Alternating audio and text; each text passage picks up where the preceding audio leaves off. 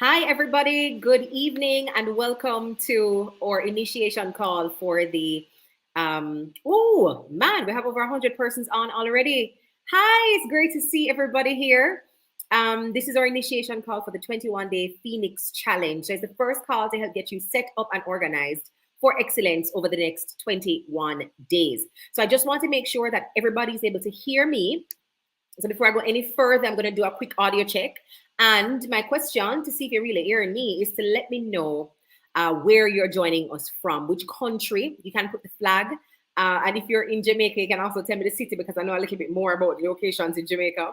But let me know if you're hearing me, which country you're joining us from for tonight's initiation call. Such a great feeling to have so many people on. I want to take it serious. I know there are persons who take it serious, but will not be able to join live because they have work or the time zone is different. So for those persons, we also understand that you will watch this on the replay. Everybody who actually could join us in person or at the same time, thank you all so much. So USA, Canada, Highgate, which is St. Mary, right, Julie? I hope there are not more than one Highgates in Jamaica. Temple Hall, Greece. Oh, nice. Philadelphia, Trinityville in St. Thomas. Seeing some more USA flags.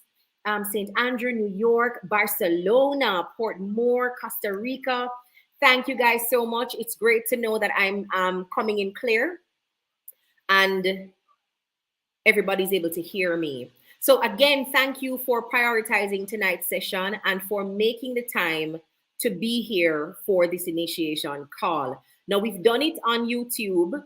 So that means if you don't get to watch it live, you don't have to worry about downloading a replay video. And I don't have to worry about uploading a replay video somewhere for everybody to be able to access it. You'll just be able to use the same link that was sent in the email to rewatch if there's a point where you have to jump out, if there's something that you want to kind of freshen up on, if there's something that wasn't clear and you feel like you need to watch it another time, all of those things. If people said something in the comments and it was, instructive for you, it was helpful and you want to go back to it, you can always come back to the YouTube link. Usually I give about, no, how I'm starting to sweat. So guys, me and the usual excitement. Okay, just give me like a second. Let me get something to pat my face because this is going to be the sum total of my life. The longer you're with me, especially for live sessions, you'll know I'm not going to sit down here and be completely dry. It's just a part of my metabolism, especially when I'm very, very excited. So give me 1 second, guys.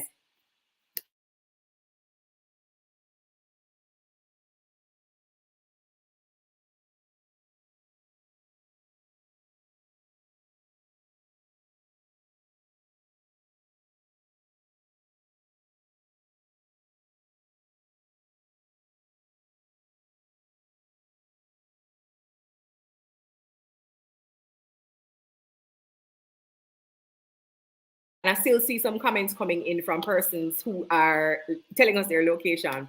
So thanks, guys. Keep it coming. I like to see where our participants are from, especially while you're watching and participating. Even if you're from Jamaica, I know sometimes you're outside of the jurisdiction. So again, welcome. I usually do a grace period for the session. So if there's anybody who is on the way and might need some time, but I think that grace period has passed, particularly in my welcome and my sound check. So we can go ahead and get started. So for tonight, what I want to ensure that you are clear on is one, how the challenge works and how you're going to be able to participate in a comprehensive way to get the most out of the next 21 days. Two, to ensure that you have clarity on where you are in your life and all the areas in your life that you want to improve, so you can set sensible and logical goals for yourself over the next 21 days. The aim is not to put you under a pressure cooker and make life harder for you for 21 days. The aim is actually to show you how with small but deliberate and consistent changes, you can see big results over time. It's not big results overnight. It's big results over time. Now, we've chosen a 3-week/21-day challenge approach because, one, people tend to commit to the 21 to 28 days and it feels more manageable. So if I had said that we're going to do a 60-day challenge, most persons might have said, oh, I don't have 61 days. Oh, it's a lot of time. Oh, I don't want to wait 61 days to do what I'm doing. So there's a lot more aversion to going longer than the 21 days. But of course, if you go shorter, it doesn't give us enough time to build an actual habit, which is a primary goal that we have for this challenge, to ensure that you're able to build a strong habit to maintain the results that you're going to see over the next 21 days. I would have done a preliminary video. It's still hosted on my YouTube page, so you can rewatch to give context to why this approach has been successful and how we came up with the idea and the whole background. So this is not the background information call. We've actually done that video before, and we shared that link to everybody in their initial welcome email. So if you got that first email that said, welcome to our challenge, that link is there.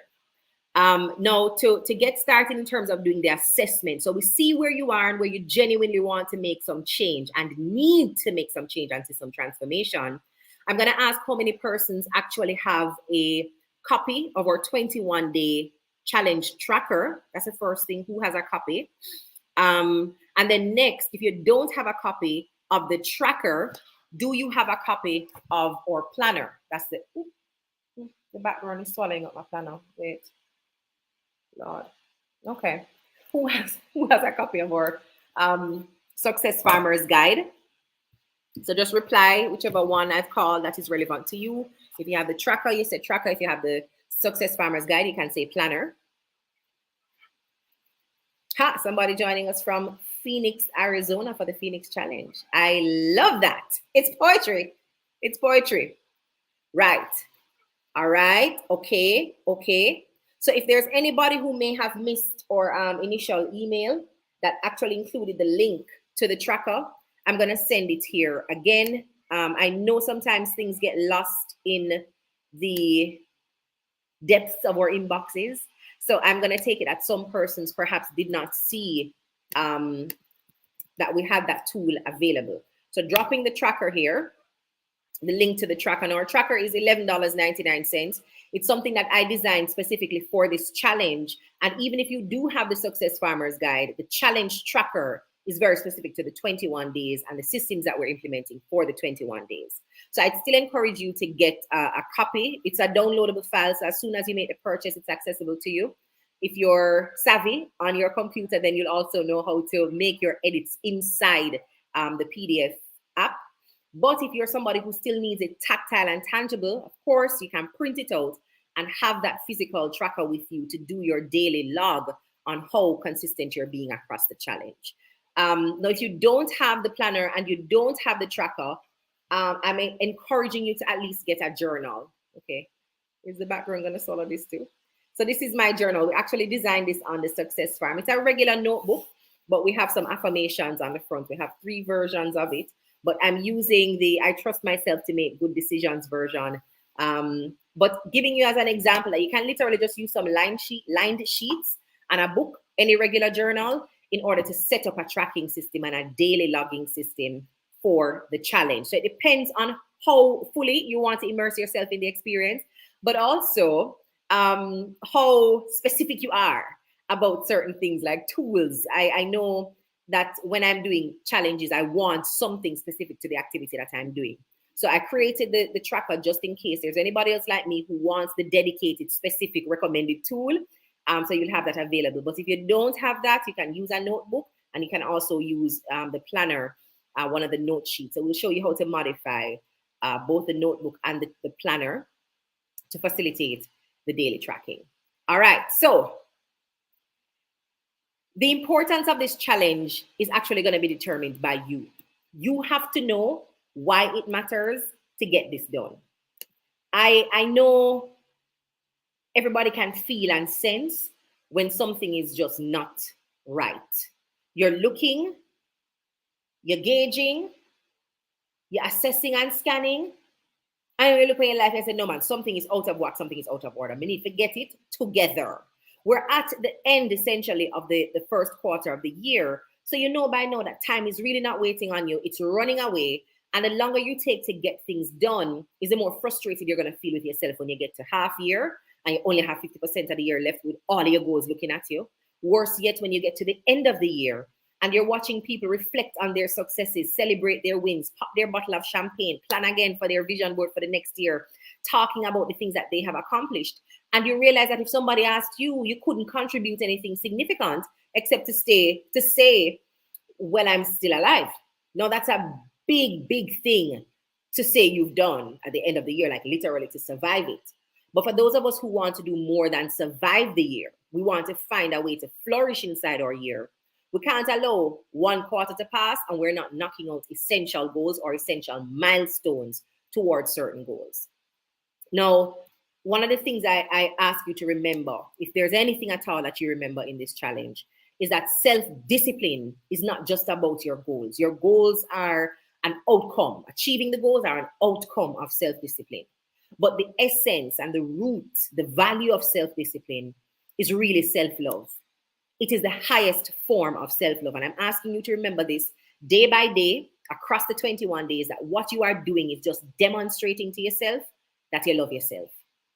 And how I want you to envision this in real practice, think about the people who you say you love. Do you dedicate time to show up for them? Absolutely. Do you set aside resources to be able to contribute to their growth and their development? Without question. Are you focused on the ways that you can show up meaningfully to support their goals? So something as simple as scrolling on Instagram and you see something that recommends a tool, an opportunity, an application, because you are so committed to demonstrating your care, your love, your friendship for these persons, you stop, you copy the link, you share it with them, you follow up with them, you call to see if they've actually applied or to see how far they've gotten in a particular process. You are encouraging them to take action and also presenting them with opportunities to actually be successful at what they are interested in. That is an expression of love, and it is often something we deny ourselves. So while we know our love language, for example, we do not speak to ourselves in our love language. We're waiting for other people to talk to us in our love language. And we don't recognize the opportunities we get every single day to show up and love ourselves with acts of service, including dedicating time to serving our goals. So we are not showing any love to ourselves with the acts of service, but we're showing it to other people. We're not showing any love to ourselves or enough love to ourselves when we talk about words of affirmation, because we don't even talk to ourselves, much less to watch and deliberately curate new ways of speaking to who we are and who we want to become. Quality time is something that we simply cannot find. If you get a moment to relax, it is quickly intercepted by some kind of work, some kind of worry, some kind of movement onto the next thing. And your goals don't get the pride of place they ought to get in your calendar, again, because you've not made quality time for those goals. So when we talk about discipline, self-discipline, we're talking about doing what you say you're going to do for yourself, not allowing excuses to interfere and intercept. Because let's be honest, if you told somebody that you loved, that you'll be showing up for them at this time, that they can depend on you to review this document, edit this thing, help them with their interview coaching, review the essay, whatever it is you would have promised them, you're not allowing excuses like I am tired and I forgot to prevent you from showing up for them. You don't betray other people that way.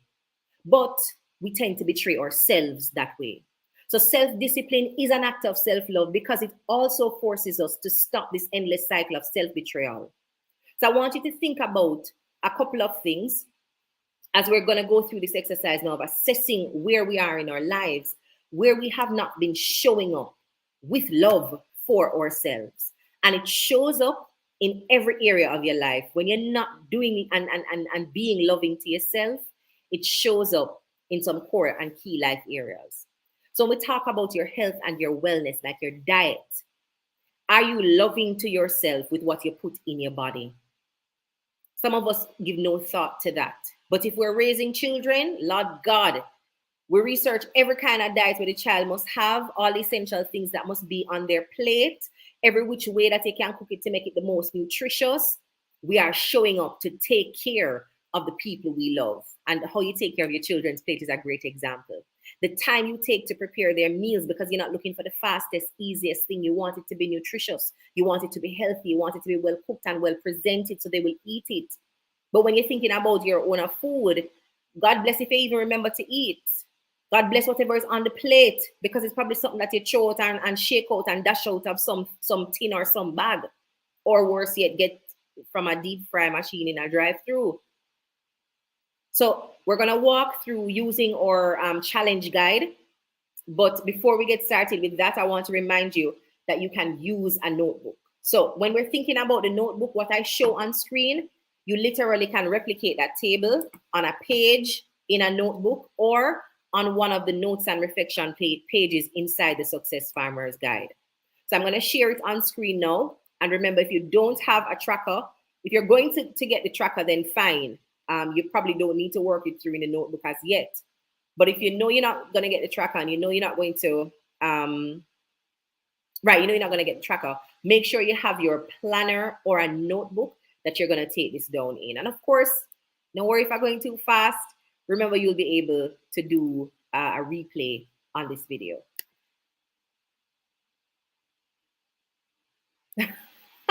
Just seeing the comments, right? Just seeing the comments. But absolutely, we're going to take this from a position of self-love. It's not to prove anything to anybody. It's not to shame anybody. It's not to make them know that them should have believed in it first, because should have never believed in the head stone where the builder refused shall become the head cornerstone. It's none of that, because you can't sustain your success with that kind of negative energy driving it. Some of us can start good habits with that kind of negative energy. So needing to prove ourselves to other people, needing to show them that they were wrong, needing to look better than, needing to compete, needing to win. You can start good habits in that way. I won't say no, right? But you can't sustain it. So we want to start with planting the seed with the right kind of vibe so that we can continue to honor and nurture that seed, because the purpose is a higher calling, right? Which is, I love myself. And that's why I get up every morning an hour early to organize my day. Because I like when myself feel flustered. I like when myself feel rushed. I like when myself feel like she underperform. And I have to give myself the very best feelings, which means creating space, organizing my calendar, saying no to things that do not align with the purpose and the goals I have for this week, this month, this quarter, this season of my life. So it helps to be able to say the yeses and the nos with that high quality of not only for you, but everything to do with me loving me. All right, so jumping into sharing now on screen or tracker. So you should be seeing it now bigger than me. Let me see if this format helps. Oh, no, okay. Let's do it like this. All right, cool. So our first section inside the tracker is really around setting intention. Let me give it a little bigger. Let me know if this size is good for you or if you need it to be zoomed in a bit more, but it's looking clear to me on my screen. So let me know if you guys are having any issues with that. So the first thing I want you to do is indicate the categories. So there are 8 core categories. When we look at a whole life assessment, 8 categories that we ask you to explore specifically. And we try to make sure they don't overlap. So for example, we've separated physical health from spiritual health. Some people we'll just call it like spiritual mental health. So we've separated those two because we want you to think about them separately. We've also separated things like physical health from diet, because sometimes people think physical health and it's exercise and it's food and all of that. I want you to be able to think about those things separately. All right, so in the first category of physical health, what do you think you're doing well right now? Everybody's doing something right in some part of their life. So again, I don't want to start this challenge from a position of lack. Not now go on for me. Me just flop, everything just there grown and empty out. Look for the ways that you're doing things right and learn to give yourself credit for even the little that you're getting right. Many of us are overwhelmed, our hands are full. There are things that have come into our lives that threw us off or plan, and we're literally trying to get back on our rhythm. So the little that you're still able to do while you've lost your rhythm and trying to regain it, I want you to make it a habit of looking at yourself and saying, good job. Good job. We're not at 100, but girl, at least I give it 20. Boy, at least I give 17, because you couldn't give 0. So let us give ourselves credit for what we are doing well. And in that same area of physical health, where do you need to see improvement? So when you think about the health of your body, is it that you need to be exercising more? Is it that you need to set aside some time for actual rest because you're not sleeping, the body is overwhelmed and fatigued? Now, I'm also asking you to make these assessments within a context. right? So if you're in a context now that requires pressing the gas until the pedal touch the floor and you can't take it off for the next 3 months because something urgent is coming up on you in the rear view mirror or in the windscreen, understand that being tired is a part of it. So I don't want you to be in the middle of your studies while you are working, while you're taking care of your family, knowing that you cannot stop doing any of those things for the next 3 months to say, boy, we need some more rest. So what I'm going to do is stop school. That's not what I'm saying.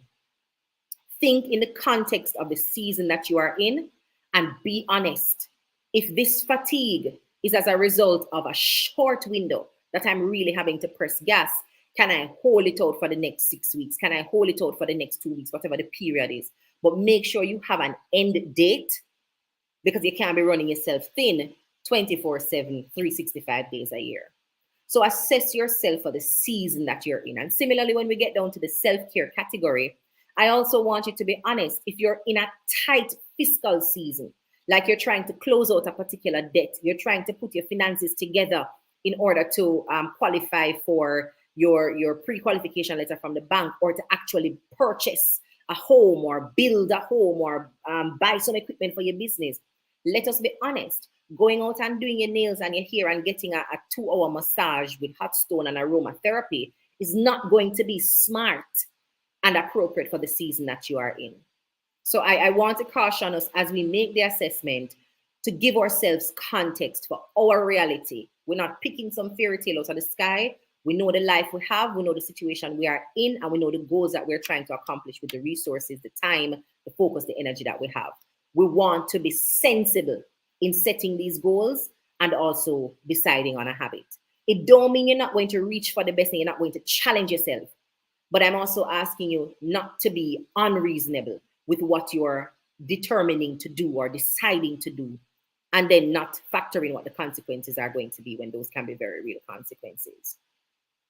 All right, so ruled sheet, you're gonna write, you're gonna draw 3 lines down the page, and you're gonna also draw 8 lines going across, and model the table that we have if you're doing notebook journal entry. And you put the category, what I'm doing well, where I need improvement, and we set up the intention. The next thing you're going to do now is fill out the category section, and I'll pause for 3 minutes for those who are actually gonna write. Physical health, diet, finances, productivity, spiritual health,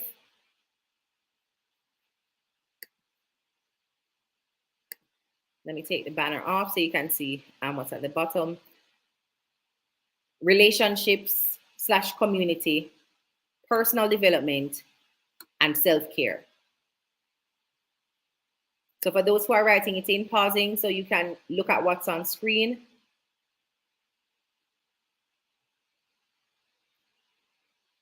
Oh no, I'm just seeing the prompt here that it's coming up blurry. And then some persons are asking for it to be bigger. Some persons wanted it to be zoomed. Let me see.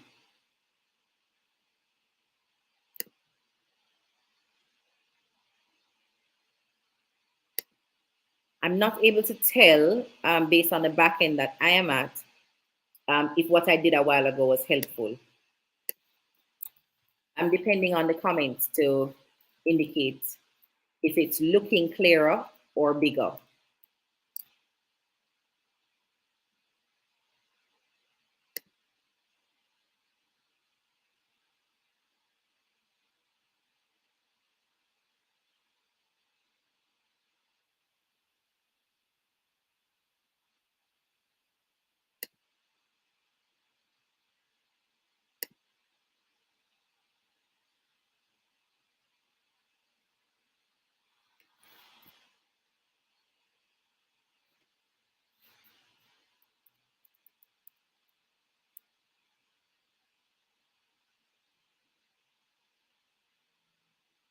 Okay, seeing a note here from Shakira.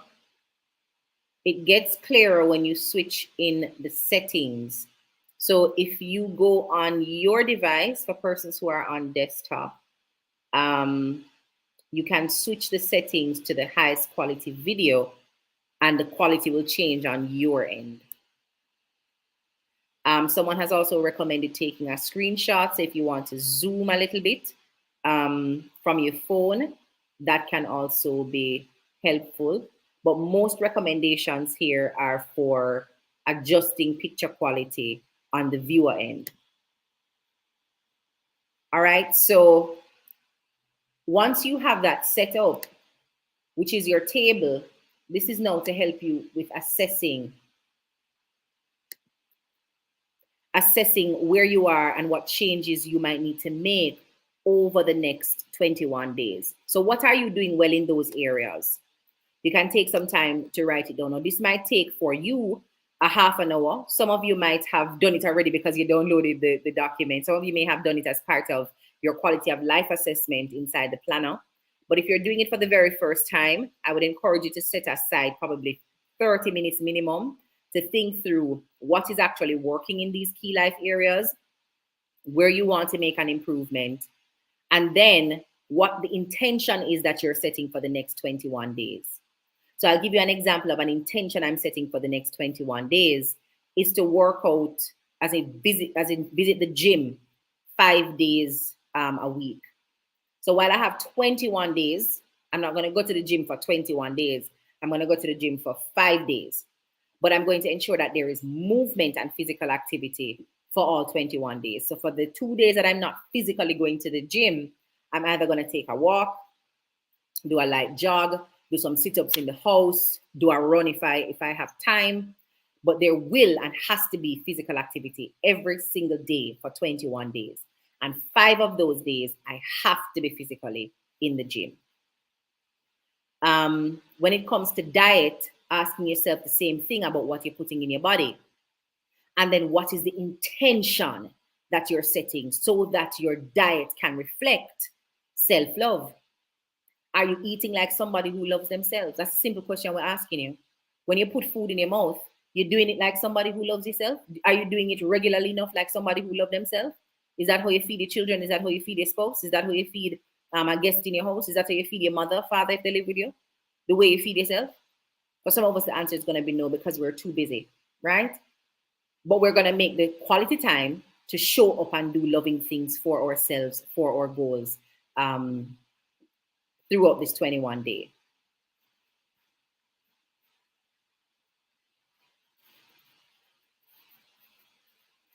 Seeing a note here from Patricia, tagline at the bottom is blocking the bottom part of the intentions page.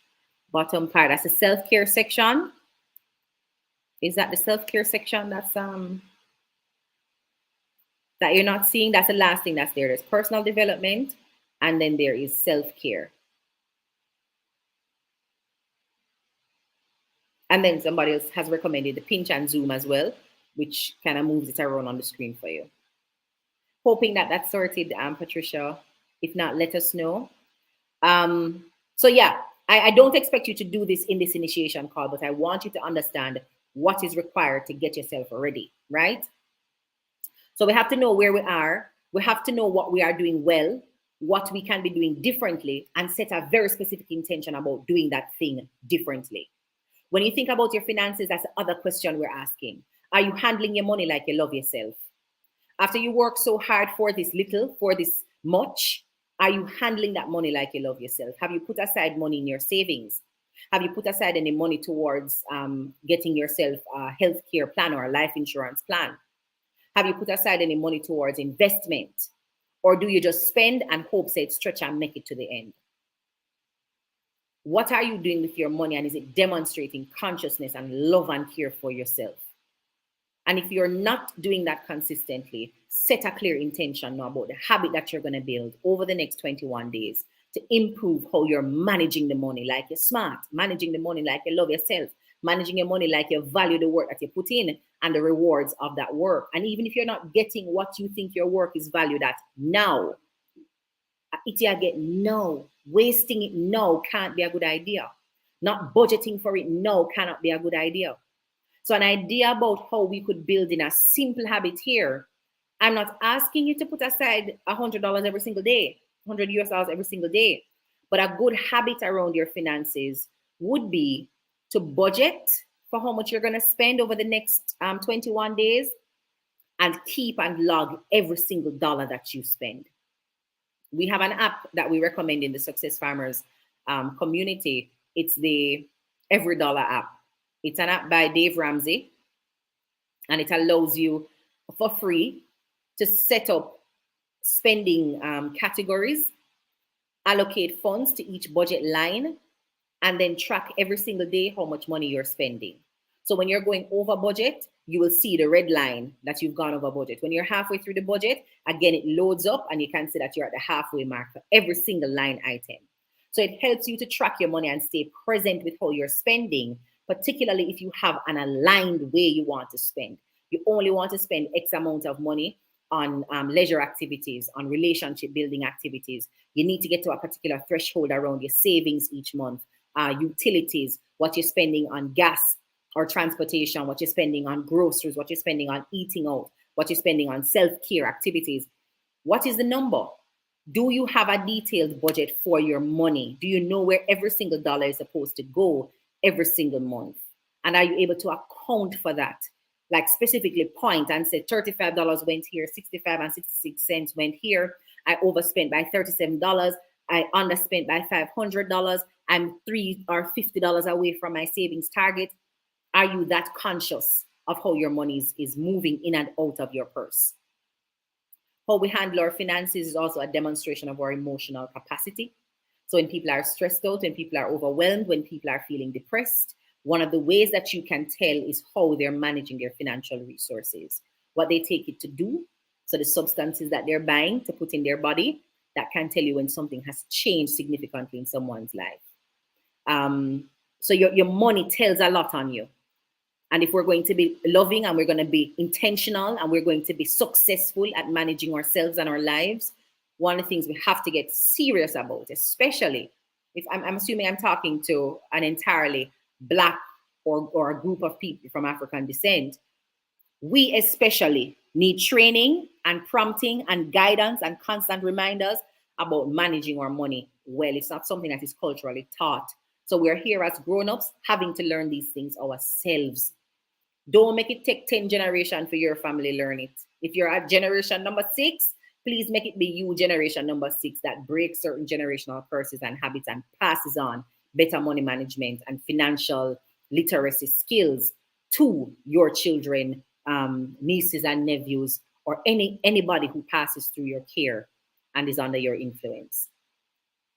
Productivity is another space that I want you to think about. About 70% of our challengers identified productivity as a key area that they want to improve over the next 21 days.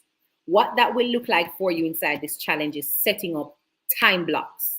We believe in and live by the Pomodoro technique when it comes down to goal setting and actually accomplishing what you set out to with your work time.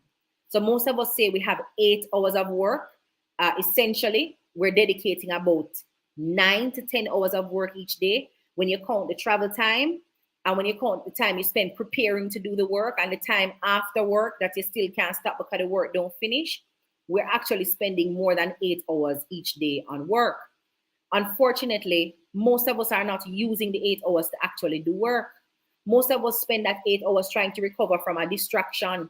Some of us spend the 8 hours, too many hours in that 8 hours, trying to find the energy, trying to figure out what we're going to do, trying to plan the work in order for the work to get done, trying to understand what the work is in the first place so we can then plan for it, so we can then get it done.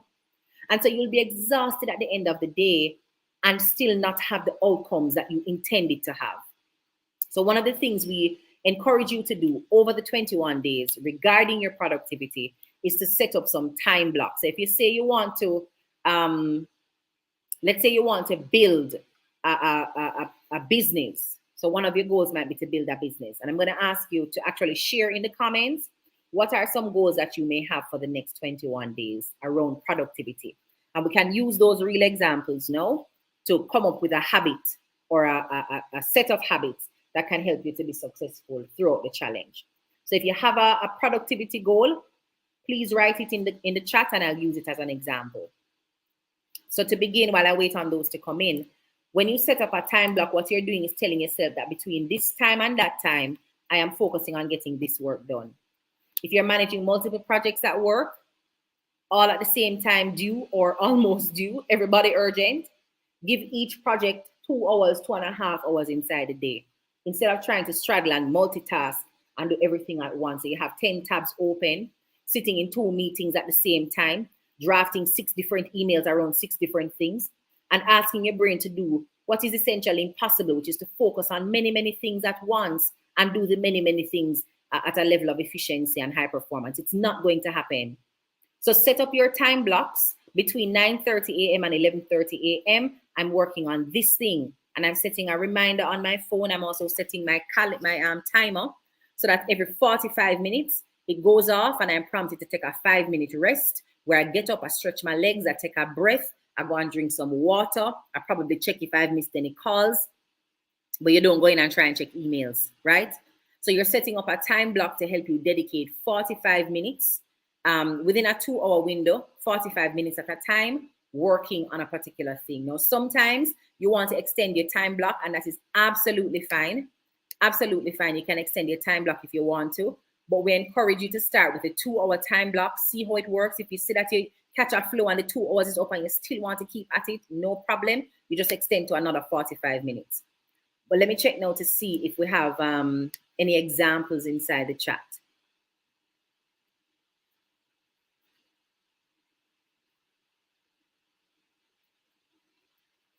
Somebody else is recommending, if you can't see the screen, to remember that if you have the comment area open, you have to close it so you can have the full screen again, guys. Others are saying the screen is clear for them.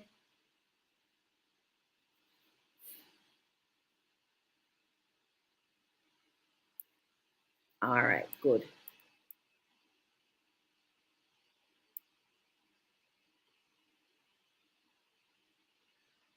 Seeing so many things here. Listen.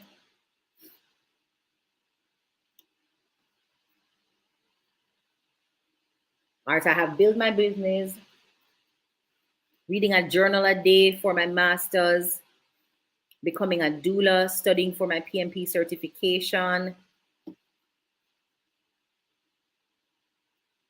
interview at least 5 persons weekly. Nice.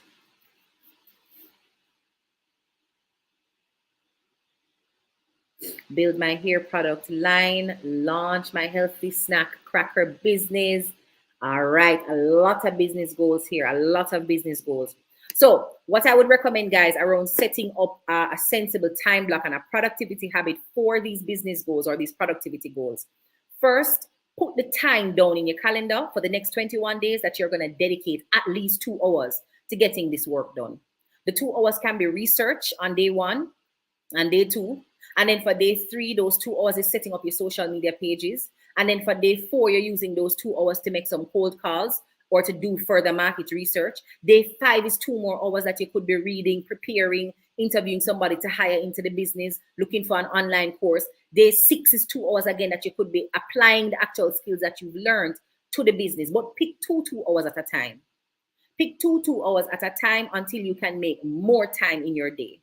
By saying you're choosing 2 hours, it gives you even more flexibility. So you don't even have to try and do it in the 9 to 5 window. You can get up 2 hours earlier in the morning or 1 hour earlier in the morning and stay up 1 hour later in the night to get the 2 hours of focused work in. Whatever you have to do around the productivity metric, I'm inviting you to select 2 hours out of every day to prioritize working on that thing.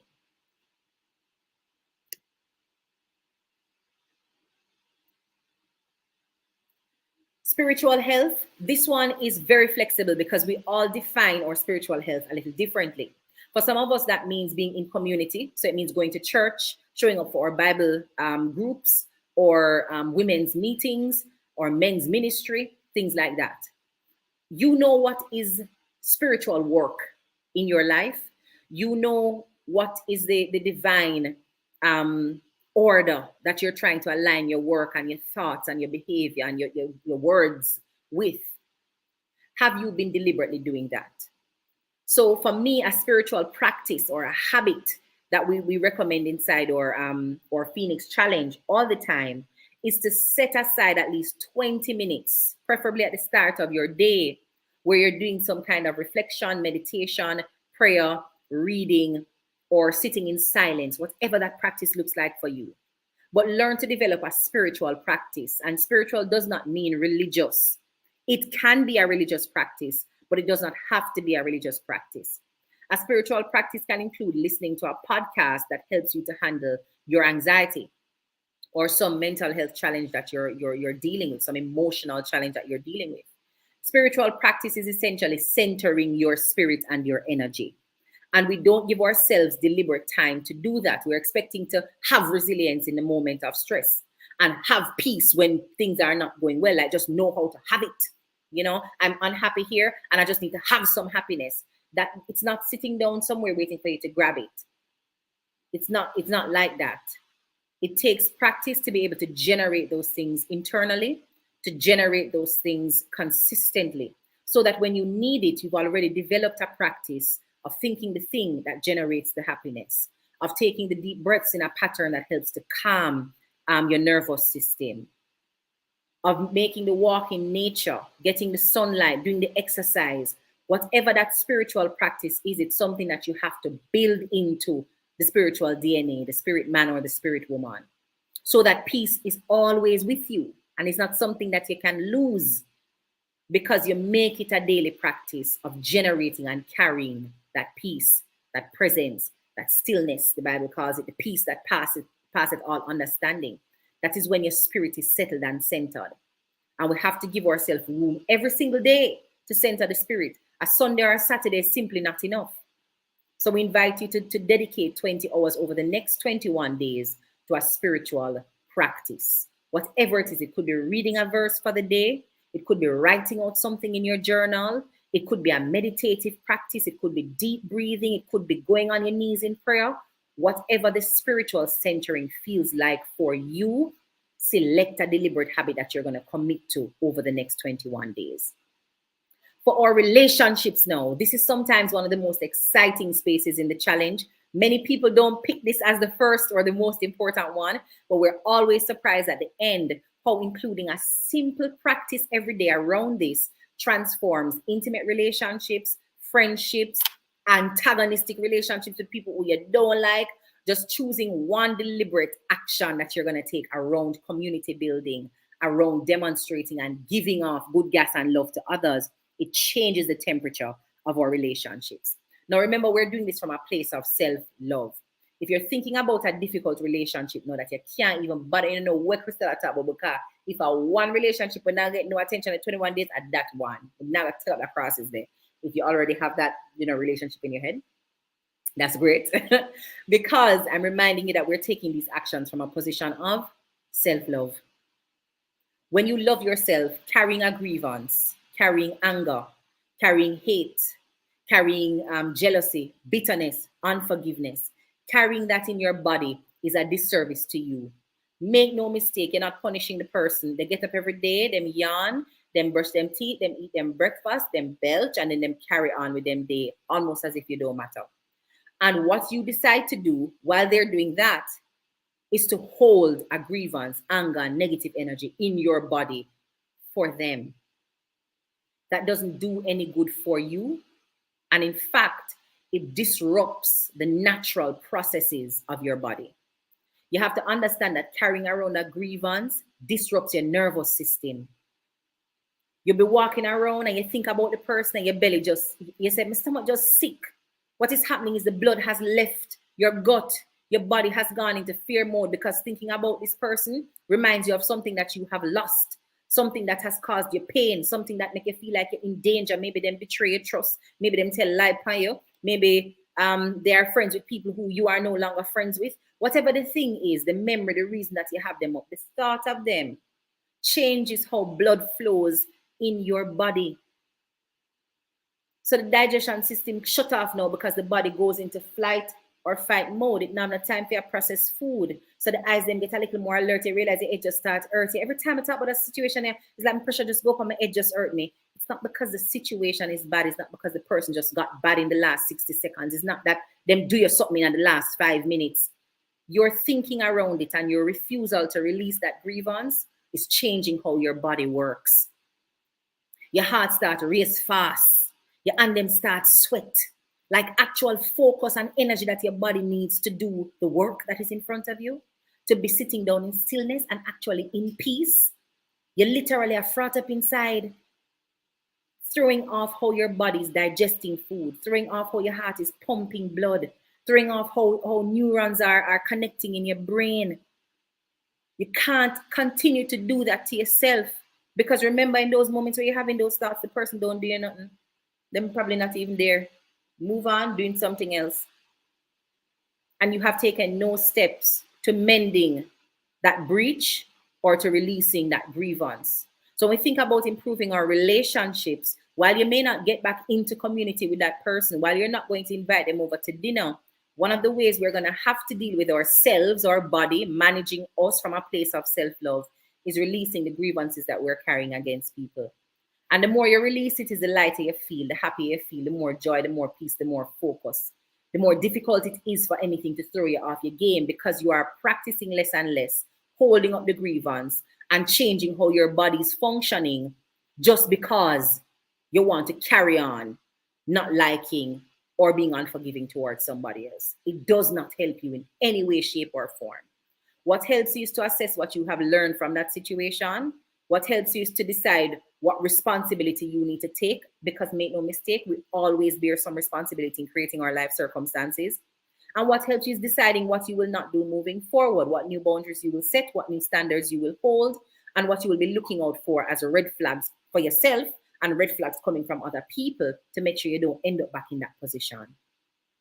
That's the kind of journey we're talking about when we say relationships and community. So what is that habit? For some of us, that habit is going to be waking up for the 21 days and saying a prayer for somebody who has done us wrong. The one person, we just say one good prayer for them every day for 21 days until we're able to release the hate and release the anger. For others of us, it can be a more positive action, which is sending love notes to people who you care about. So is there a family member who you want to have a deeper relationship with, but you have not found the time to call them? You haven't found the time to reach out. Every time you scroll online and you see them pictures and stuff, you're afraid to like it because you can't tell the last time you actually tell them something, like one away in a WhatsApp. You feel a little funny liking the stuff on social media because you haven't made the time to really connect with them. See some phone calls coming in and you know that this phone call is one of those, look how long may I try to reach everything okay? You remember, so we did end up trying to call and we should catch up. But the guilt that you're carrying for not prioritizing or making time for that relationship, you can't even answer the phone, right? There are milestones and moments that you want to share with people, but you've not nurtured those relationships well enough to be able to go back in community with them. There are milestones that they are celebrating and you don't know how to engage because, again, you have not been nourishing that relationship. So where do you see room for relationships that you've allowed to fizzle and break apart, for you to take a deliberate action every single day for the next 21 days? And you can pick one person and one relationship and work on that for 21 days. It can be sending them a WhatsApp message or a voice note each day. It can be calling them for 2 minutes or 5 minutes or 30 minutes, whoever you want to talk, for every single day for the 21 days. It can be visiting them. Maybe they are close by. You can stop for 5 minutes. Just pick the one thing that you're going to do every single day for 21 days. The other type of relationship can be with your children. Are you feeling distant from your children, living in the same home, or maybe they've moved out of the home and you have no clue who that human being is anymore? What's the one thing that you could do to check in with them daily, to send them some encouragement daily, to pray for them or with them daily, setting up a bedtime story routine with them daily, making sure there is dinner to be had together or breakfast to be had together so you can talk about what the day has been like. What is the relationship that you want to nourish and build in these next 21 days? Is it the relationship with your spouse or your partner? Do you feel very distant from each other? There's a lack of connection, a lack of lovelessness, and you feel like you don't understand each other anymore. Feel like there is trust because of previous issues that have been resting on the spirit, and we're carrying it day after day as a grievance into the conversations, into the moments of intimacy. Maybe you're sleeping in separate rooms. Maybe you are physically separated and out of the same home. Maybe we're in an argument every day. Maybe we're deliberately not talking to each other every single day. What is the relationship? Just pick it and decide on doing one positive thing to nourish that relationship every single day for 21 days. And then around self-care, it's the same thing we're asking you to do. Before we get there, we're at personal development. Now, this can be linked into your productivity. one of the things I've seen challengers do before is to ask themselves, what personal development action can I take that supports my productivity goal while I'm on this challenge? So let's say the goal is to, one person had it, to read a journal a day for their master's program or their school program. What is the personal development action that you can also take there? So outside of reading for the or for the journal, if this is something that is urgent and you want to close it out fast, what you can also do is add another hour of reading for that particular goal. If the goal is to work in the business for a particular time, so you want to do 2 hours of work, maybe in your personal development, you're also doing an additional 1 or 45 minutes worth of reading in that area so you can build up competence. I saw a lot of persons say they want to launch their business. So maybe you dedicate 2 hours to actually working on the launch, developing your product pitch, developing your business proposal, doing the actual physical work in the business to bring it to life. But then on the personal development side, you're probably going to read a book on budgeting. You're going to read a book on marketing and PR. You're going to read a book on how to build social media communities so that you can sell the product. So the personal development can be linked into the productivity. But your personal development can also be separate from that. So it can be that you want to read some more outside of your work, outside of the professional goals that you have. You just want to read. You have book where you're buying or opening yet. All kinds of goals you have to just expand your mind. You wanted to enroll in an online class. You wanted to go to a physical class to learn a particular skill. You wanted to commit your time to growing in a particular discipline or area. That's not naturally and immediately related to your career. Maybe it explores a talent. Maybe it's just an idea where you have, you want to flesh it out a little bit more, but you're not planning to give yourself over to it completely. But there is some curiosity there. Pick that thing related to your personal development, related to your sense of self-growth, and the one thing you're going to be doing every single day to service that particular ambition or that need for personal growth. Now, if the feeling you have around personal growth is related to your emotional stability, so maybe you don't have good emotional management, right? So for personal development, one of the things you're going to do is listen to a podcast 30 minutes out of the day, a podcast that is dedicated to improving emotional intelligence, right? Pick the thing that you know you are struggling with in terms of your personal growth, who you are, how you are showing up. If it's a self-confidence issue, what is the YouTube video that you're going to watch every day? And maybe it's the same video you watch for 21 days until you start believing what you see. What's the podcast? What's the television show? What's the radio show? What's the book? What is the journal that you're going to read? Where are you going to find the resources that you need and the reminders that you need to strengthen you in an area that you know needs personal development? If it's time management that you're struggling with, perhaps the habit there is to say that you're never going to be late for anything for the next 21 days. Your goal is to be early for everything. That is a habit and that's an intention you can set. Early, always. That's the core intention. At the end of every day, you assess whether you were early for everything, early for every meeting, early for every phone call, early for every email deadline that you're supposed to meet.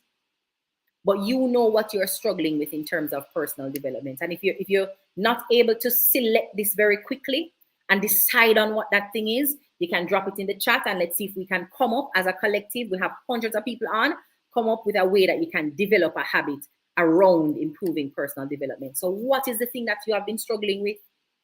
What is the character trait? What is the behavior trait? What is the negative self-talk? What is the bad habit that you want to replace with a good habit? This is where you're thinking solely about yourself. It no matter if it benefits nobody else or just you alone. And what will you start to do differently every single day for the next 21 days? So I've had a season where my thing was time management and I had to set as the productivity goal. In fact, it was a productivity goal to be early always. And when I'm not early, the consequence was that I had to pay people, I think it was $1,000 for every minute. So I had them waiting. Because I needed to change that. Had to change that.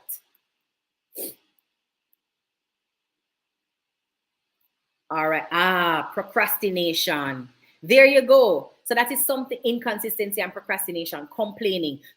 So we have some great ideas here. So when we think about inconsistency, one of the things you can set as a personal development goal is to make sure that you get a streak.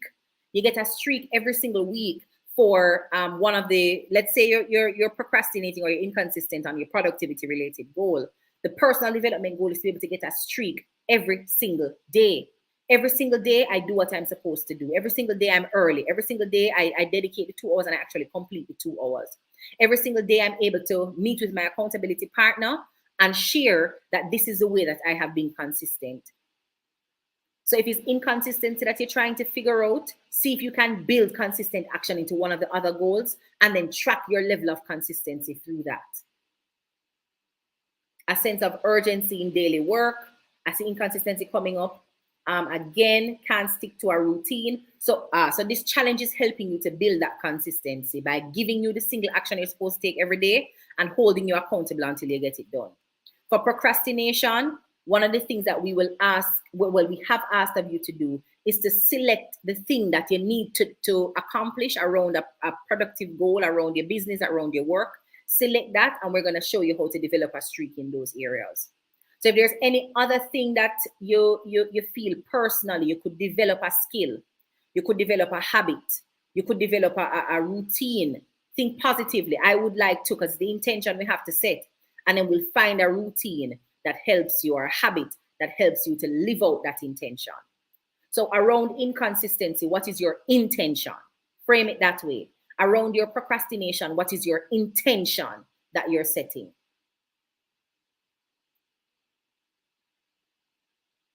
Seeing more procrastination and inconsistency. Seeing a reminder here too from Sandra around turning off social media notifications that distract you during your productivity block. Absolutely. Procrastination. I see that coming up a lot. So what is the intention? What do you think you're procrastinating on most? And I want to walk you through something, because I see this coming up a lot. I think this might be a good moment to share this reflection with you guys.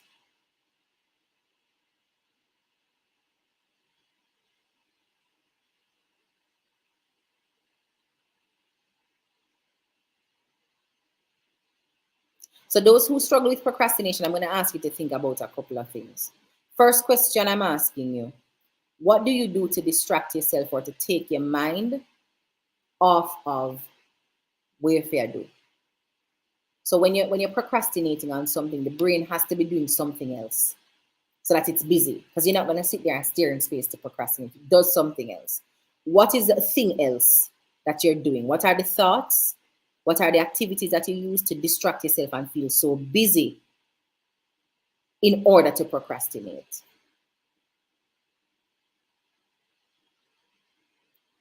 Think about what you usually do when you're procrastinating.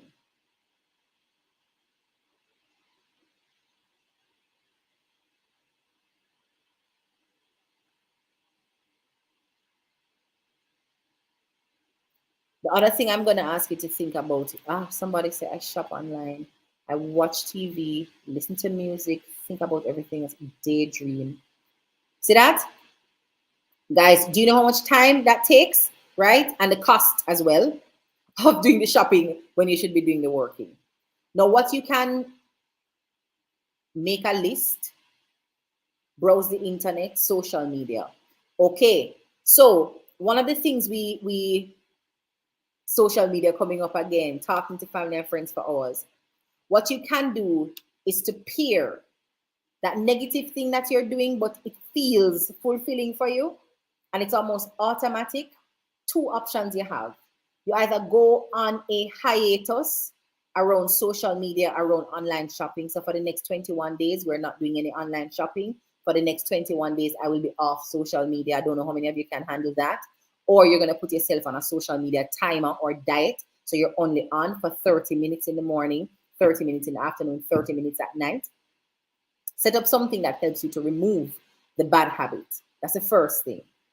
The second thing you can do if the habit is not necessarily bad, right? So like you make a list or you start on another task, because sometimes we get ourselves busy, so we can be too busy to do what we want to do. Before you do that thing, you take the action that you're procrastinating on. So let's say you're about to go and cook, right? You know you have something to do, you work from home, thank God. And when you're supposed to do the thing, you go, oh, you know what I need to do? I need to do a load of laundry. You know what I need to do? I need to go and cook my food. You know what I need to go to the supermarket. You know, oh, time is running out. I have to go to this. Before you move to that thing that you normally do to busy yourself out of your actual work, tell yourself that that thing is a reward for the work done. So I'm not allowed to watch that series on Netflix until I have spent 30 minutes doing this. So the desire you have to move on to the thing that is actually supposed to be a procrastinating mechanism, you can't access it to procrastinate anymore, but you're able to access it as a reward. The brain loves rewards. It loves distractions too, but it also loves rewards. So we're going to find a way to reframe the distraction so it feels like a reward. And that way you earn it by doing what you're supposed to do first. So if you can block out, if social media is a thing, you can try blocking it out for the full 21 days. You can put yourself on a very strict diet of how much you will consume and at what times in the day you'll consume it, and make sure it is separate from your time blocks. And that's one of the ways that you can commit to personal development. So 30 minutes on social media every day. And we monitor ourselves every day to see if we're doing the 30 minutes. And we know that when we're not on social media, it means we're working on our goals, because that is our tool for distraction. It can mean not watching that or binge watching that series on Netflix until you have done something that you're supposed to do. So no net or Netflix only between 7 and 8 p.m. So by giving yourself a particular time to watch Netflix, you're not allowed to in the next 21 days to watch it between 9 or 10 a.m. on your phone when you tell them you're going for a break. You're going to watch something to distract yourself. Yes, that's the correct phrase, Latoya. Temptation bundling. So whatever the thing is that you're tempted to do, whatever the thing that you enjoy doing, it feels salacious, it feels a little hedonistic, pair it with the actual positive work that you're supposed to do. Do the positive work and then turn that into a reward. Okay, Betsy Lee says, since me like work from home, I love clean and cook instead of working. So now for these 21 days, I will go into my office. Yeah. And tell yourself that cleaning time is always after whatever the time is that you finish work. Cleaning time is either after that or before that time starts. I did not mean to talk in business, Money Magnet, but you'll be surprised how many of us are sharing the same journey and encountering the same struggles. For self-care, the call to action here is the same thing. What is the thing that you could do to take better care of yourself over the next 21 days? Do you need a bedtime, a time when you're going to plug the phone into charge in another room and go sleep? Do you need to set up a day when you just soak your foot? Maybe at the end of every day, you just make it a practice of throwing some hot water in a one basin and you just put your foot in there if you don't have one of those at-home spas. And just unwind. When you come through the door, you don't rush into the kitchen to start preparing dinner. You give yourself an obligatory 30 to 45 minutes where you're just sitting and taking some deep breaths without the phone, right? I'm encouraging you to try and do these self-care activities without the phone. Maybe you're going to put inside those 7 days some kind of release activity. So it can be walking around the block at the end of a work day so you can unwind and just unplug for a little bit before you move into, if you're a woman, your second shift where you have to take care of everybody in the house. Maybe that self-care will include some kind of physical activity like going to the gym. So you can play around too with where you put some of those goals. If you feel like you want to do more than one thing around your physical health, or self-care category is usually what allows you to build in an additional activity that you weren't able to put into like your physical health, your diet, and your spiritual health. Self-care, because all of those are self-care by nature, your self-care category allows you to add something else that you may not have put into one of those other areas, or it can be something new. Reading is good, says Kimisha. That is absolutely right. So you can choose to also add a new practice or a new habit like reading. Could be listening to music. It could be another episode of the podcast that you're using to help build a new personal development habit. You figure out what that is. Deep breathing is such an underrated way to practice self-care, but monitored breaths, just telling yourself that every day I'm going to take 10 minutes and just breathe deeply, relax my shoulders and clench my jaws. So you know what is required. I see a note here Oh, I'm not sure. What was the size that you've printed? They printed it in sachet. I think this is sized for um, legal. It may be sized for legal, but you can get it into letter if you fit when you're doing the print. You fit to page.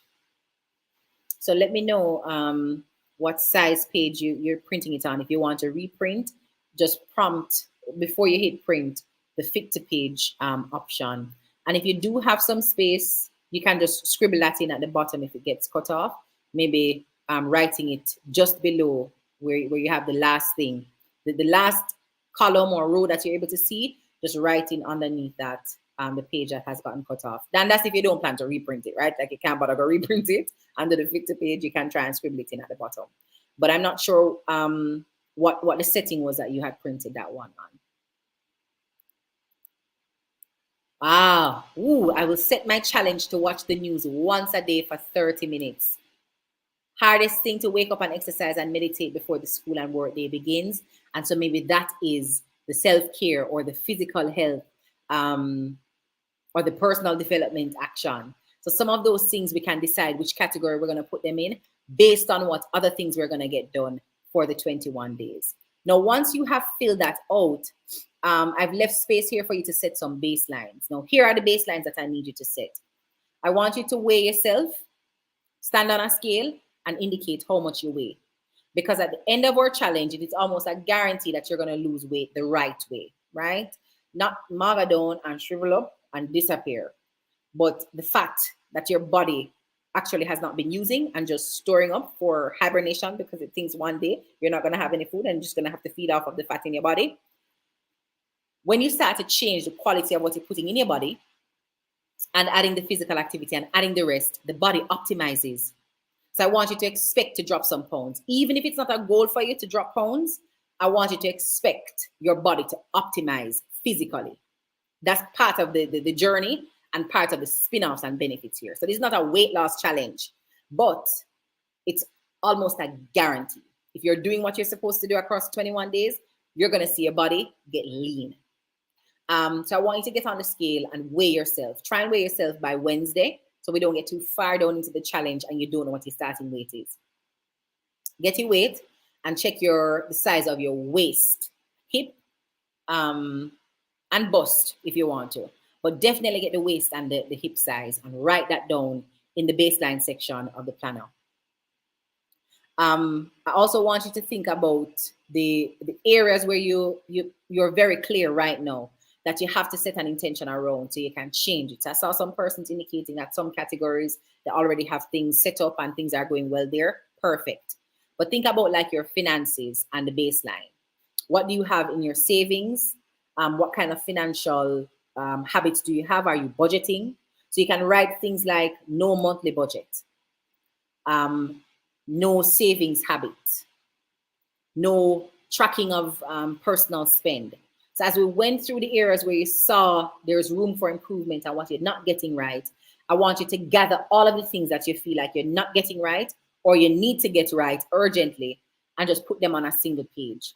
So you can have that to look at the end of the challenge, where you were and what you could tell intuitively or from the process of doing that review, you know so them something out of whack and need to line up. So set that as your baseline data. What do you have? What you don't have? Indicate that on the baseline. I'm not asking you to set a weight loss goal. If you would like to set a savings goal, you can set it, but it's not a requirement. I just want you to be able to log on a page all the things that you're very clear need to be fixed and where you are starting this 21-day challenge. And then this is the part that helps you now to track how the challenge is going for you. So we have the 8 areas that we just talked about, but this time they're all icons. So if ever you forget what the icons mean, although they're pretty self-explanatory or intuitive, you can always go back to the first section that has the name for each of these icons. Write down specifically what the habit is now. So I'm working out seven days of movement or daily movement is what I would write here. So you don't even have to write 7 days of, because the nature of the challenge is to do something every single day in every single category, as small as it may be, but we want to build up consistency. So daily movement / workout. This apple is about the dieting. The intention I'm setting here, or the habit to bring the intention to life, is no processed food. So no rice, no flour, no roti. And oh God, I really love roti and wraps, right? But I'm taking those things out for the 21 days. There's a goal I have, and it requires that kind of detox. Finances, we had shared with you that you can either go with a budgeting app, so finally setting up a budget and honoring the budget daily. So the habit could be honoring daily budget. And you know what your budget is. You have your budget tracking app, you have your line items, you know what you must spend on X thing and Y thing, and you stay consistent with that.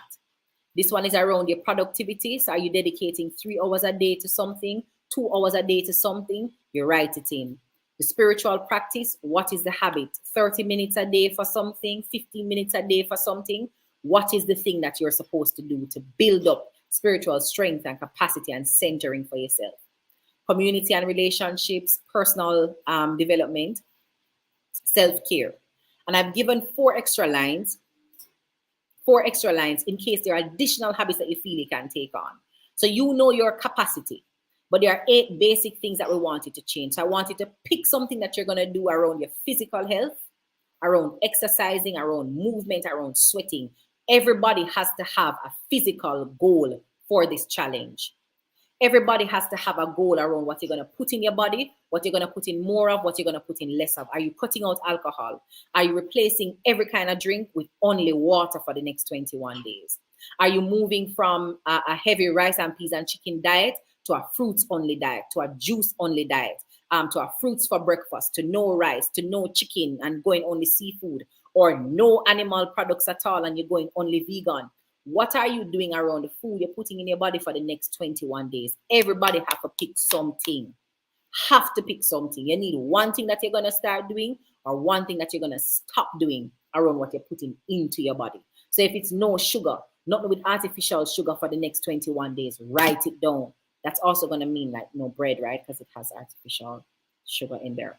So be very clear what the changes that is required. If it's something related to the juices that you're drinking, the intake of water and the beverages, cutting out a bad habit, maybe a smoke, whatever the thing is that you're putting in the body that you want to take out. In fact, don't put smoking there because you can put that self-care if you wanted to. So I don't want to cloud this out with anything except food. Food is what we're thinking about here. The juice and the food that you're putting in your body. What is the one thing you're going to do or stop doing around that? Money. What is the one thing that you're going to stop doing or start doing with your money? Productivity, again, what's the one thing that you're going to start or stop doing? And I want an action, right? It's ideal for you to say what you will do around productivity. Are you going to do something around the amount of time you spend on a project? What are you doing? So you can log the action. Same thing for spiritual, same thing for your relationships, same thing for your personal development, and same thing for your self-care. What are we going to do? The one thing that we're going to do to change those outcomes. Now, each day that you do it, you shade one of these circles. And you get, I actually gave 4 of these. So one for week 1, week 2, week 3. And then this one is a blank week in case when you're starting out, you make a little error, you're not sure you write it, you want to rewrite it. There's an extra page here for you. And then, of course, at the end of the challenge, you're asked to do a challenge reflection. In our final check-in, we'll hear what your reflections are. But we would expect you to do the reflection before you come into our final challenge review session so you can share. So you're not actually trying to write the reflection in the sharing session. But before we jump off of the tracker, once you put in the actions, each day, you know, going through and you're shading, you're looking for a streak. I want everybody to tell themselves that they're going to get 100% every single day. Every day, I'm going to do one something I'm supposed to do to grow, to excel, to see a change in the direction of my whole life. If there are things there that you're getting right already, just add them and continue to do them because some of us don't need new things. We're just looking for a streak. So if you are doing it for 3 days, you're trying to get it done for 7 days. If you're doing it for 5 days, we're going for 7. We're going for 7. Every single day, we're going for 7. We're not coming to do our accountability partner check-ins with excuses about why the thing never get done. Because we're also not picking impossible goals and we're not picking unreasonable goals. We're determined to be reasonable with what we're trying to accomplish. Now, at the end of each week, you will be able to count up and give yourself a score. So that's what's at the top here, your weekly action score. What that is you giving yourself a grade. So from the 8 actions,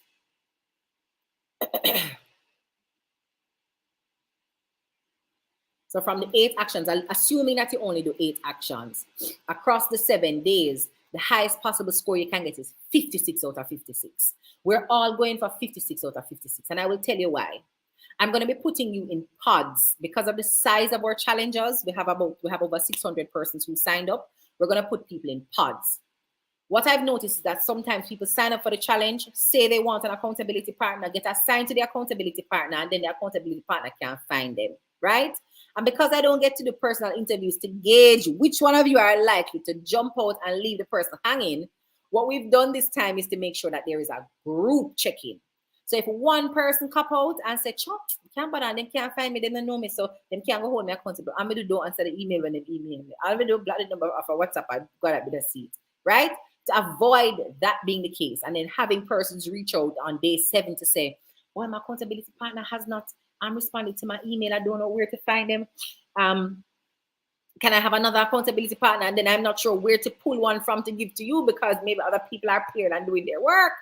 So what we're doing this time to mitigate that is to put you in groups. So we have pods that are set up, and the pods will have between 10 to 15 members. Each pod is trying to be the top performing pod every single week. So you see, when I tell you you're trying to get a streak, you're trying to get at least 56 out of 56, it's not just about you know. You don't want your group to lose.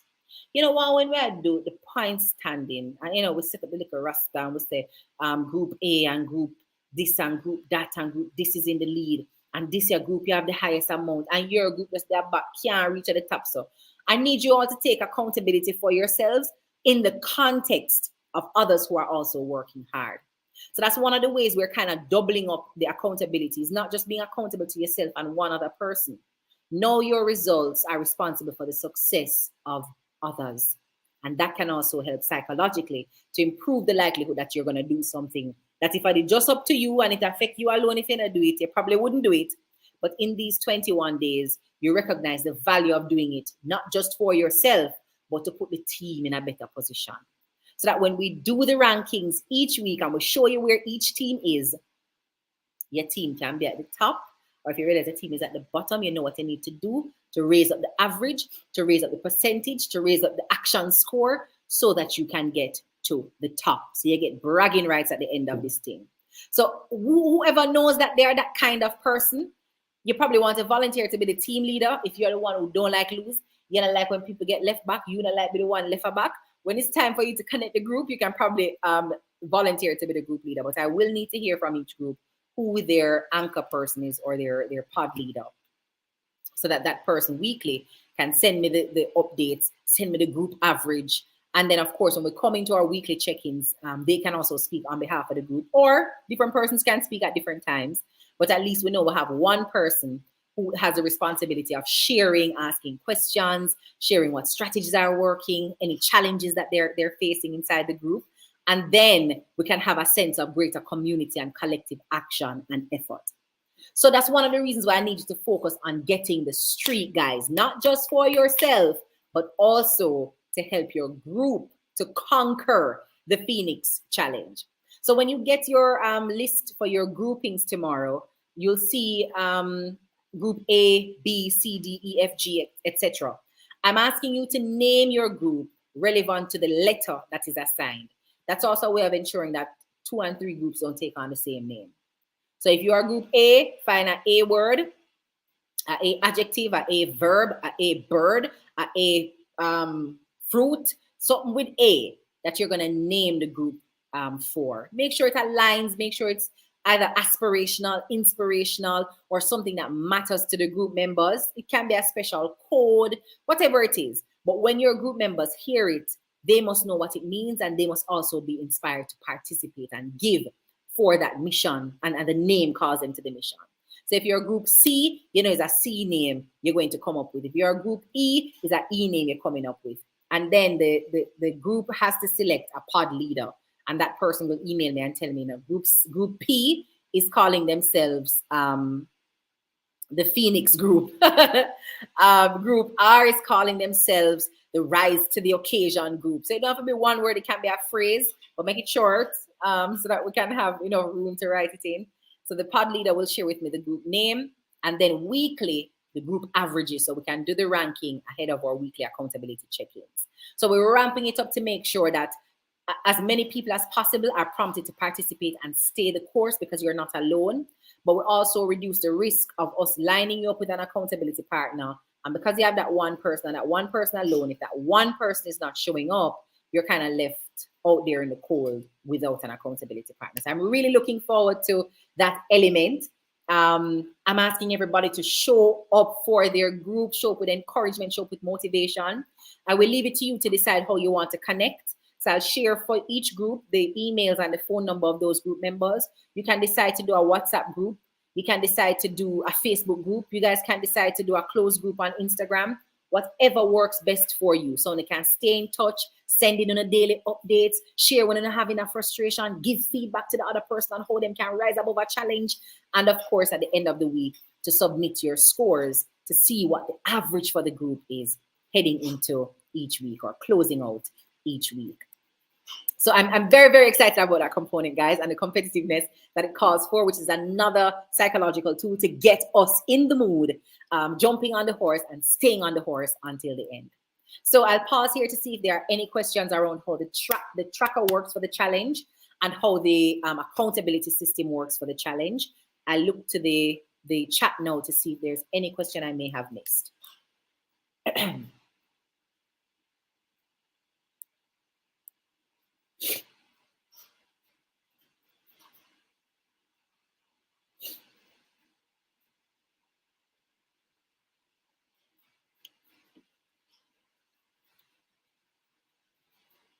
Okay, seeing that the question there was answered about the score of 56.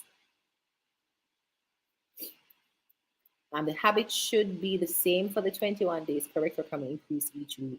So the habits should be the same for the 21 days. What I've done is given 4 blank lines in case you want to do more than 8 habits for the 21 days.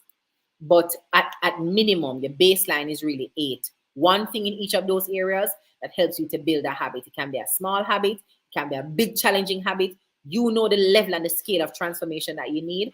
So put in a habit that will challenge you to do better than you're doing now.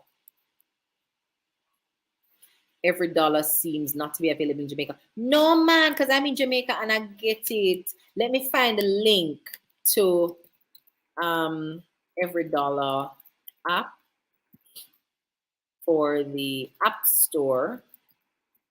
And then I'll also find it for the Google Play Store. But then, of course, you also have other budgeting and tracking apps. I recommend that one because it's the one I use and I'm so familiar with it. And then you get the pie charts to show you what you're spending on each month, and I really love that part of it. So it's Ramsey Solutions, Every Dollar. But there's also Good Budget. There is Spendy, Mint. So I know there are some jurisdictions that actually don't allow you to download it. I've had persons in previous challenges. I think some persons were in Canada. They weren't able to access the app. So I know there's some jurisdictions that the app is just not available. I'm not sure of the reason, but I have seen that. Tomlin says, the Tomlin 777 says, is there a prize for the winning group? Who knows? Who knows is all I will say. Who knows? Just give it your best shot, guys. Give it your best shot. Make sure your group thing up there. So Shakira said, yes, it's not available in Canada. So I've shared it for Google App Store, the link, and I've shared it for the Google Play Store. Marie says a great app is YNAB, Y-N-A-B. Oh, you need a budget. Okay, first time hearing of that one.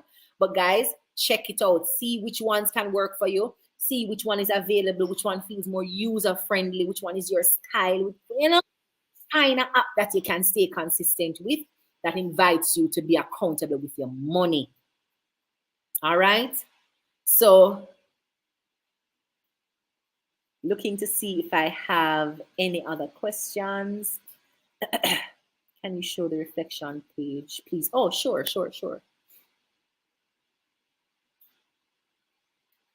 What's happening here? Okay, so the reflection page has a couple of tables and lines for notes. I don't know if you'll be able to see the words clearly. If you've changed your setting and you are able to see clearly, then it will show you a couple of the questions and the tables that we're using in the challenge reflection section. All right, guys, so please ensure that you have set your baseline, that you've noted the intention that you're bringing into each of these key life areas. What do you want to accomplish? What do you want to change? What needs to be different? What needs to be better? So for those who have the planner, what I was saying earlier is that you can use one of the notes sheets to replicate this list. So you can write habit, Monday, Tuesday, Wednesday, Thursday, Friday, Saturday, Sunday, because what we have in our planner is not so much a daily tracker, but we have a weekly or a monthly action tracker. And then that table locks in about 5 habits. So you're not able to build out too much, the 8. So what I recommend doing is using one of the notes pages that are inside the planner to write out this table. So habit, the days of the week, you write in the habits, and then you can do your circles or your squares or your stars or your hearts, whatever, you can draw in a fancy way on your page, and then you're shading, or you can just tick, tick, tick right through, depending on what you want to do for the tracking.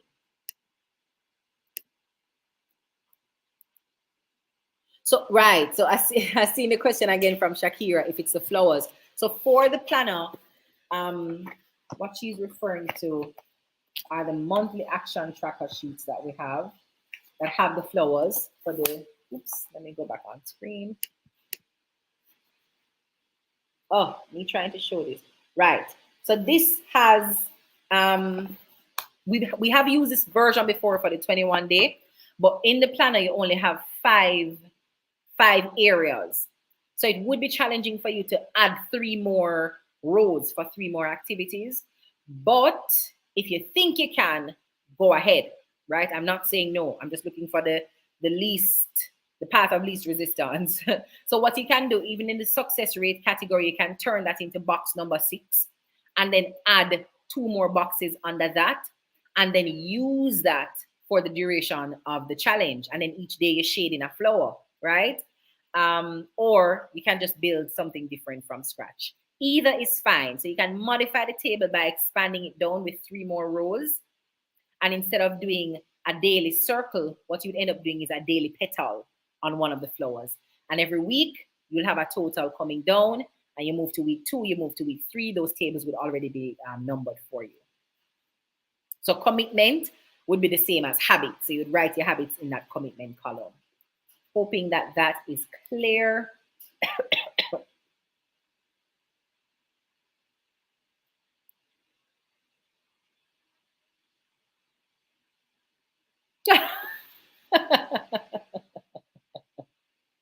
So Keisha says she wants to know what to do if she wants to put on weight and to firm up. So your physical habits could be around lifting weights at the gym. So the muscle is packed on.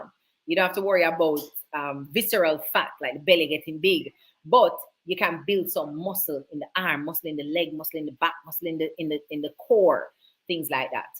So you can add your weight goal, even if you're going to stop eating rice, or if you say you're going to do less sugar or less processed food inside of your physical activity routine. You're not just running a mile a day, but you're doing some weights to make sure that you're able to put on muscle or put on some weight.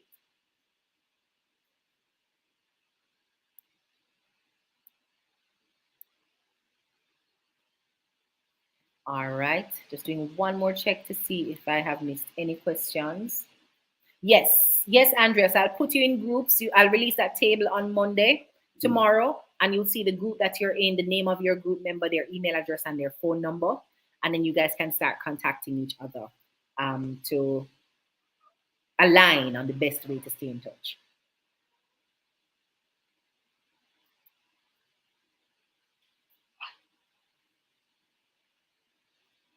All right.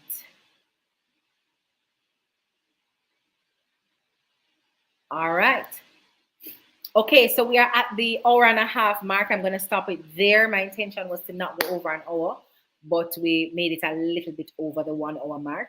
The next time you will hear from me, as I said, is tomorrow when I share with you your group assignments. But spend the rest of the evening, at least another 15 minutes, just building in and articulating clearly what is the habit that I'm putting to play in the next 21 days across these 8 areas. The habit that will change things for me in this category of my life. The habit that will lead to a level of transformation that will see the increase in discipline paying off to be more than just something for 21 days, but certainly something that helps me to be more successful across the rest of the year. Our first coaching session, like our live coaching session, is actually going to be next week. So we'll send details on that and a link for you to join as well. So tomorrow I'll send you your group assignments, or check on Sunday of next week. And including the check-in is going to be a coaching call. So again, our pod leaders are going to be asked to share whatever challenges the group may be having, and we'll pick some of those challenges and give you some strategies and some tips to overcome them, depending on what you share.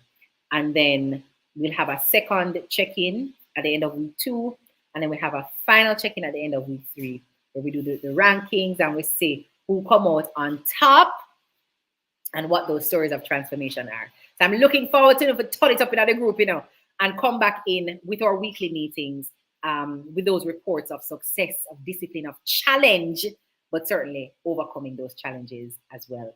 Thank you guys so much for joining us live. For those of you who are in a different time zone, listen, big up on yourself. Thank you, thank you, thank you, thank you, thank you. And remember, this link is going to be available for you to rewatch. So if you joined late or if you had to hop off early, whatever the reason, you'll be able to watch this on your own time if you need to be refreshed on any of these elements. So saying thank you again, guys. Have a great night. And I'm looking forward to a transformational season of discipline, a transformational season of discipline. We now make the first quarter done, brap so, and we not level up the thing, we not move forward. COVID capture with for 2.5 years. Now that we are fully outside and able to express ourselves and our creativity, we're now gonna lame up the thing. The best effort, the best action, the best focus, the best energy is what we're bringing to our goals. All right?